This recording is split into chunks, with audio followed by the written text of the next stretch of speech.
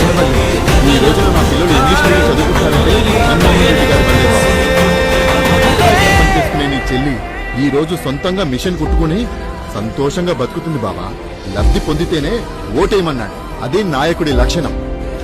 నేను కష్టాల్లో ఉంటే ఉన్నాను విన్నాను అన్నాడు, నాకు చేశాడు. అందుకే ఆయనకే ఓటేస్తాను. ఉన్న భారతీ రెడ్డి గారి గురించి మాట్లాడుతుంటే అసలు వెరీ బ్యాడ్. ఈ చిన్న స్థాయిలో ఉన్న నాకే ఎంత బాధ అనిపిస్తే, ఒక్క రోజు కూడా ఒక్క మాట పడకుండా గోల్డెన్ స్పూన్తో ఏదైతే ఉన్నటువంటి భారతమ్మ గారు కానీ వాళ్ళ నాన్న వేలాది మంది ప్రాణాలను కాపాడినటువంటి డాక్టర్ గారు. సో అలాంటి కుటుంబం నుంచి వచ్చినటువంటి భారతమ్మ నిజంగా మీరు తెలియదు సార్, చంద్రబాబు నాయుడు లాంటి వాళ్ళు అయితే అంత పబ్లిసిటీ చేసుకుంటారో. ప్రతి వారంలో ఒక రోజు విజయవాడలో ఒక ఆశ్రమంకి, ఒక పిల్లల అనాథాశ్రమంకి భారతమ్మ గారు వెళ్తారని ఎవరికైనా తెలుసా? అవునా? మన జగన్ గారు భారతమ్మ గారు వెళ్ళారు, మీకు గుర్తుందా? అవును. ఆశ్రమంకి ప్రతి వారంలో ఒక రోజు భారతమ్మ గారు వెళ్తారు. ఓ, అక్కడ ప్రతి ఒక్క పిల్లల పేర్లు భారతమ్మకి తెలుసు.